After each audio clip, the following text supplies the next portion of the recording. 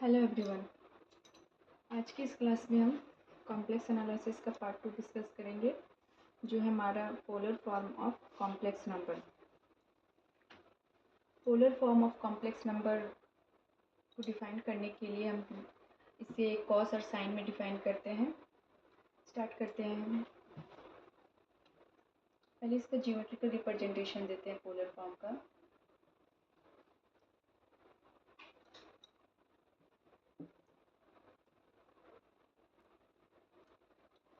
Geometrical representation of polar form of complex number.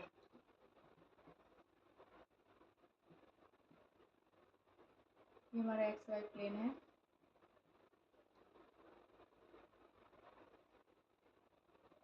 इसमें हम एक एंगल लेते हैं theta. Mod of x, mod of y and r. ये हमारा क्या हो जा रहा है आर।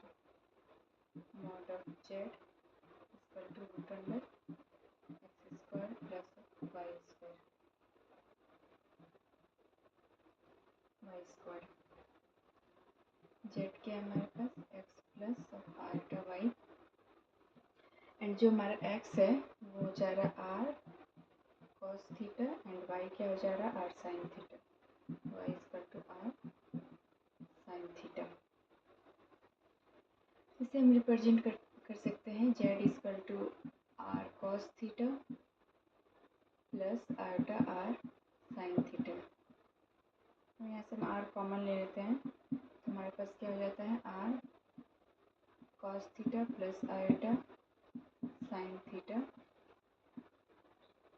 एंड हम cos theta plus iota sine theta को लिख सकते हैं e to the power ultra theta, जो पहले पढ़ चुके हैं, e to the power ultra theta. ये इस फॉर्म में चेंज हो जाएगा। अब यहाँ पे एक इम्पॉर्टेंट बात यह है कि यहाँ पे हम जो थीटा है, थीटा की जगह पे हम क्या लेंगे R e to the power ultra theta plus 2n pi. हमारा जो रेंज है वो 2n पाई तक जाएगा, और यहाँ n क्या हमारा इंटीजर है, n इंटीजर है। तो हम z को लिख सकते हैं z equal to R e to the power ultra theta plus 2n pi. अब हम इसी में डिफाइन करेंगे आर्गुमेंट। जो हमारा अगर इसमें हम लिखते हैं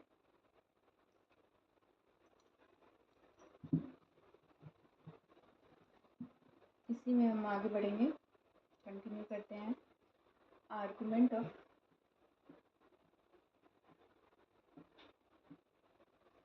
आर्गुमेंट डिफाइन करते हैं, तो हमारा आर्गुमेंट क्या हो जाएगा थीटा प्लस 2n पाई।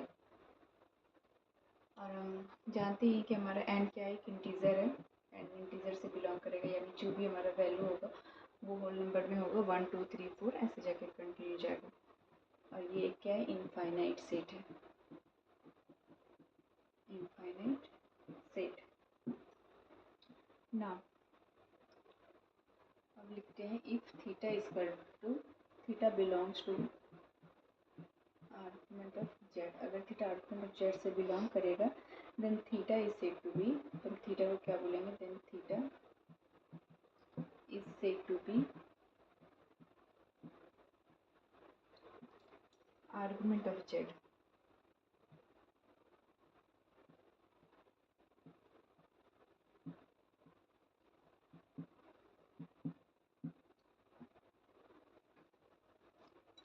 तो ये हमारा क्या हो गया आर्गुमेंट। और आर्गुमेंट जो हम डिफाइन करते हैं वो हमारा थीटा प्लस 2n पाई होगा, और n हमारा इंटीजर होगा। इसमें कुछ नोट करने के पॉइंट हैं, नोट डाउन करते हैं।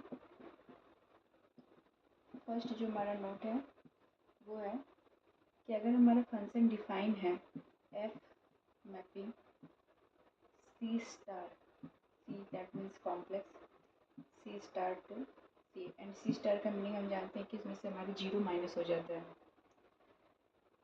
दिस गिवन है। एंड एफ जेड हमारा क्या है argument of Z, argument of Z.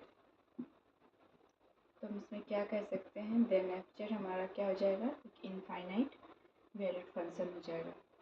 Then F Z is an infinite valued function.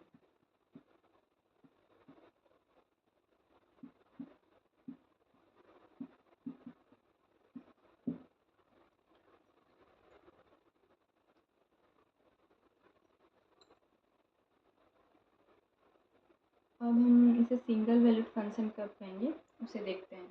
ये हमारा नोट 1 है एंड नोट 2 देखते हैं। नोट 2 हमारे पास क्या हो जा रहा है, एफ हमारा जो फंक्शन गिवन है mapping f mapping C star to C है एंड हमारा एफ जेड सेम है आर्गूमेंट ऑफ जेड। बस यहाँ पे ध्यान हमें क्या दे रहे हैं कि हमारा जो आर्गूमेंट ऑफ जेड है वो किससे बिलोंग करेगा, belongs to T plus 2 pi closed. तो हमारा ये क्या हो जाएगा, single valued function.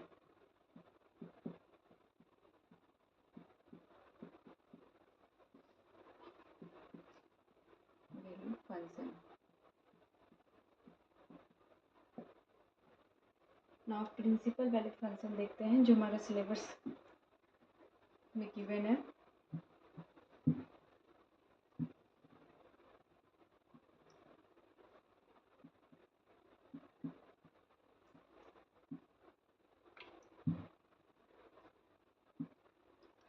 Principal valued function ये क्या है, पॉइंट 3 नोट 3, अगर f mapping C star to C है, सी मीन्स कॉम्प्लेक्स नंबर, और एफ जेड हमारे पास क्या हो जा रहा है, capital argument of Z equal to theta. And theta जो हमारे यहाँ पे बिलोंग कर रहा है, theta belongs to open interval -pi to pi. तो ये हमारे पास क्या हो जाएगा, is called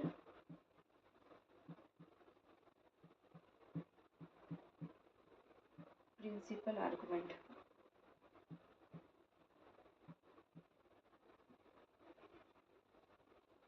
sorry, is called principal valued function.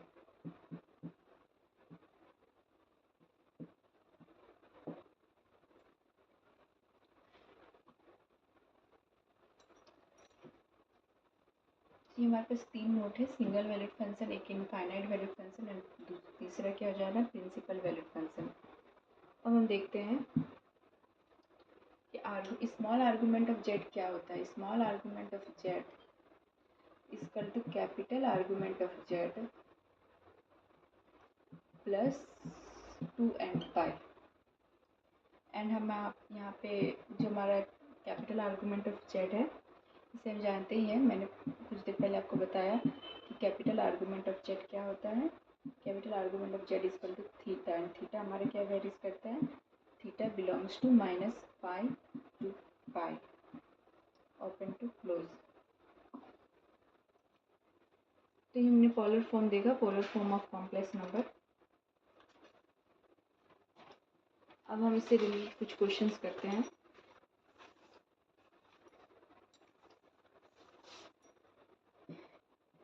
ये हमें हर जगह ज़रूरत पड़ता है, small argument of Z equal to capital argument of Z plus 2 and pi. इससे रिलेटेड क्वेश्चंस भी हमें पूछे जाते हैं।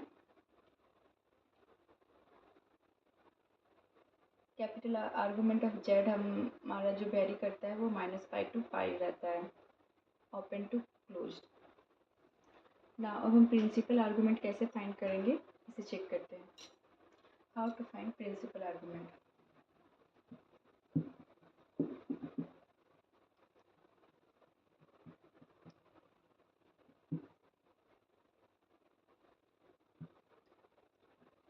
नेक्स्ट जो हमारा पॉइंट है वो है how to find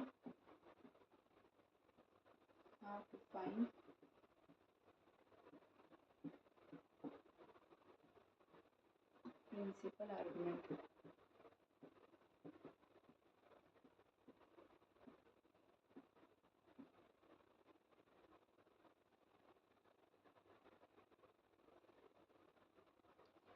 principal argument find करने के लिए कुछ ज्योमेट्रिकल रिप्रेजेंटेशन है जिसे हम ध्यान से देखते हैं, उसके बाद ही इससे रिलेटेड फिर हम क्वेश्चंस करेंगे।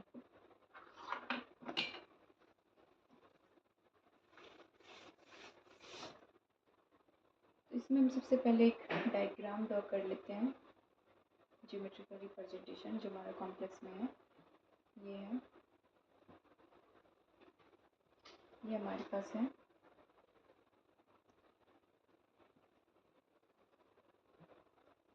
मॉड ऑफ एक्स, ये हमारे पास क्या जाएगा मॉड ऑफ वाई, ये R equal to mod of Z, और ये जो एंगल है हमारे पास ये थीटा है ना। अब इसमें कुछ केसेस आते हैं,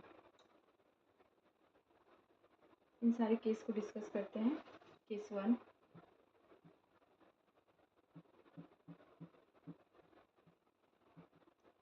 पहला केस, अगर हमारा जेड लाइज करेगा फर्स्ट क्वाड्रेंट पे,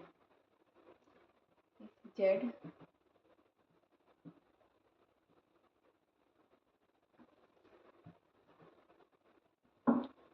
if z lies on first quadrant,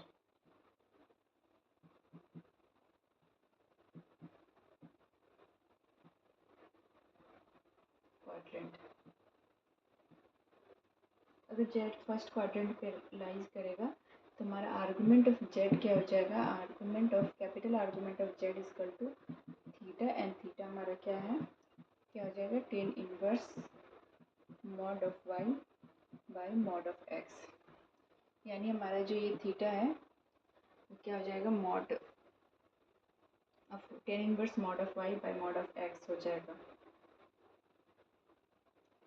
और इसे हम लिख सकते हैं capital argument of z equal to tan inverse mod of y by mod of x ना। ये हमने केस 1 देखा, अब केस 2 देखते हैं। केस 2 टोटल इसमें 4 केसेस हैं। केस 2, अगर हमारा जेड क्या है सेकेंड क्वाड्रेंट में लाइज करे, if Z lie on second quadrant,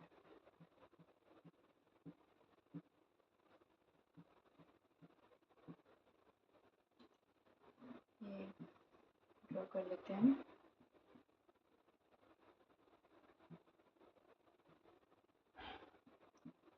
mod of x mod of Y, ये हमारा पूरा एंगल क्या है थीटा है, एंड ये जो हमारा एंगल है ये अल्फा हो जाता है।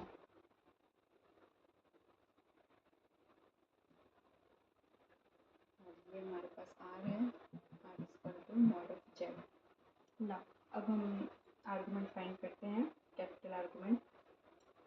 सबसे पहले हमारे पास जो ये एंगल अल्फा है इससे फाइंड करते हैं। अल्फा हमारे पास क्या आ जाएगा, alpha equal to tan inverse mod of Y by mod of X. ये हम देख रहे हैं ये हमारे पास किसमें सेकेंड क्वाड्रेंट में है, तो सेकेंड क्वाड्रेंट में है तो हमारा वैल्यू क्या हो जाएगा tan inverse minus of tan inverse mod of Y by mod of X. Now हम कैपिटल आर्गुमेंट फाइंड करते हैं। तो हमारे पास यहाँ पे capital argument of Z equal to theta, and theta जो हमारा वैल्यू होगा वो पाई माइनस ऑफ अल्फा होगा, यानी जो सेकेंड क्वाड्रेंट में हमारा एंगल है अल्फा, हम जानते हैं कैपिटल आर्गुमेंट हमारे पास क्या है थीटा, ये होल एंगल जो थीटा है थीटा, इसमें से हमारा जो यहाँ पे सेकेंड क्वाड्रेंट में हमने एंगल लिया है अल्फा माइनस करेंगे, यानी ये हमारा पूरा क्या है पाई, इस पूरे वैल्यू पाई में से हम ये जो एंगल है अल्फा उसे माइनस करेंगे।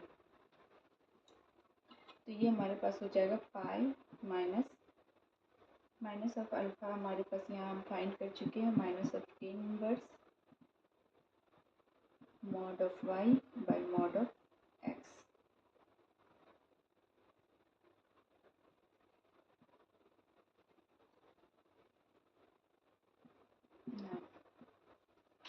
फिर आर्गुमेंट ऑफ जेड हमारे पास क्या हो जा रहा है, pi plus of tan inverse mod of Y mod of x.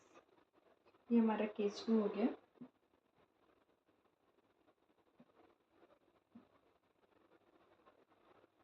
Case 2 में हमने सेकंड क्वाड्रेंट लिया था ना। अगर जेड लाइज करेगा on third quadrant, case third में आते हैं। Case third on third quadrant,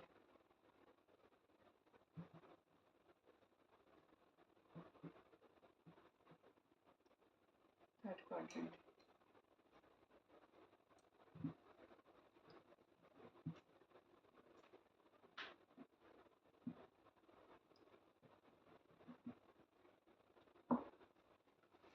third quadrant में हम रिप्रेजेंट करेंगे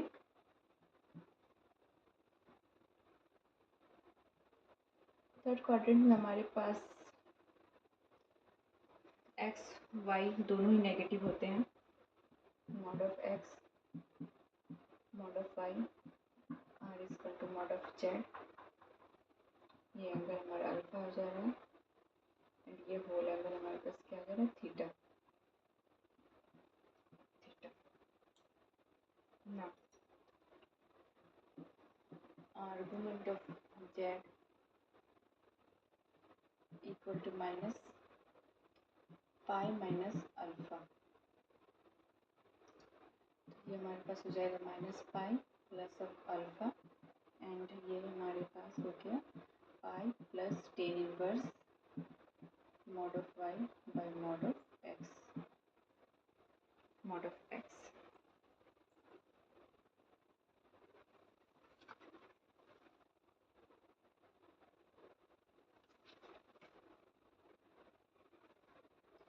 तो ये हमारे पास क्या हो गया, आर्गुमेंट ऑफ जेड अगर जेड लाइज करेगा थर्ड क्वाड्रेंट में ना।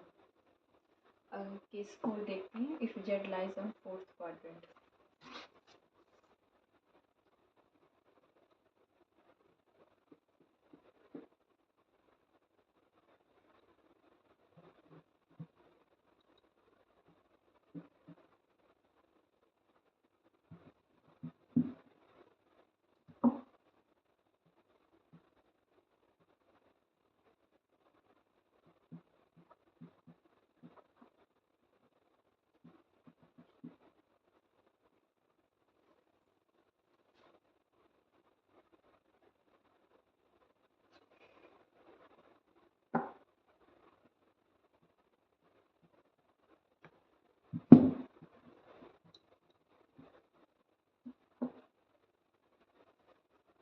फोर्थ क्वाड्रेंट में आर्गुमेंट फाइंड करते हैं। Argument of Z is equal to क्या आ जाएगा हमारा यहाँ पे, माइनस ऑफ थीटा। देन इसे हम डायरेक्टली लिख सकते हैं tan inverse mod of Y by mod of X and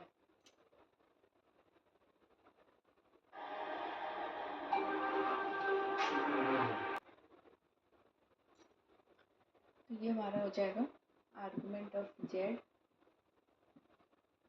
equal to tan inverse mod of Y by mod of X. तुमने चारों केसेस देखे। फर्स्ट केस फर्स्ट क्वाड्रेंट में देखा, फिर सेकंड क्वाड्रेंट, फिर थर्ड एंड फोर्थ। समराइज करते हैं कि हमारा चारों केस क्या था। आर्गुमेंट ऑफ जेड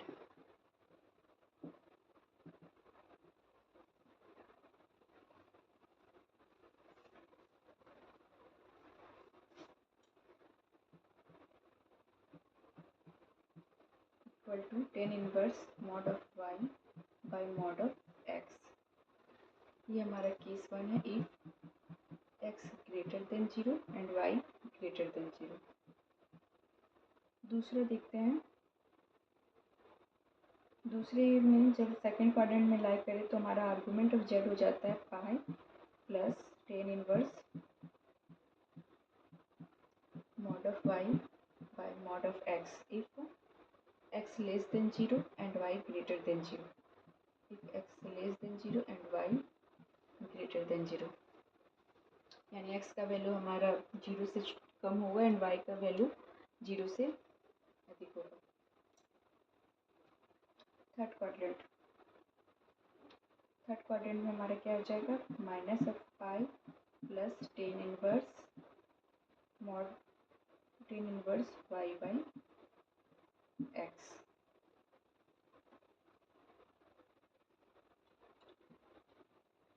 से हम मॉड हटा के ओनली वाई बाई एक्स लिखते हैं।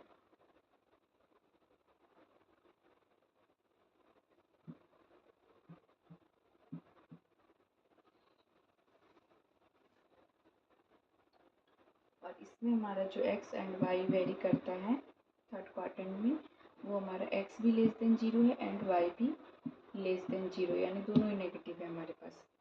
फोर्थ क्वाड्रेंट चेक करते हैं। Tan inverse y by x, इसमें हमारे पास क्या हो जाता है, x ग्रेटर देन 0 हो जाएगा and y less than 0। If x greater than 0 and y less than 0। तो ये कुछ केसेस थे आर्गूमेंट ऑफ जेड फाइंड करने के लिए, जो हमारा डिफरेंट क्वाड्रेंट में अगर वैल्यू दिया हो तो हम आर्गूमेंट ऑफ जेड किस तरीके से फाइंड करेंगे। इससे रिलेटेड कुछ क्वेश्चंस भी हम करेंगे। इससे रिलेटेड कुछ क्वेश्चंस हम नेक्स्ट क्लास में करते हैं। हमारा नेक्स्ट क्लास में हम argument of small argument of Z, capital argument of Z, principal value, इन सारी चीज़ों को देखेंगे। और साथ ही साथ हम एग्ज़ाम में जो क्वेश्चन हमारा आ चुका है आर्गूमेंट ऑफ जेड से, उसे भी सॉल्व करेंगे। और डी मॉरिवर्स थ्योरम।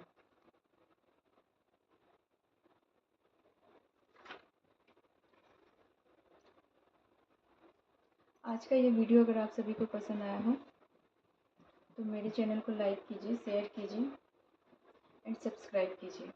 Thank you.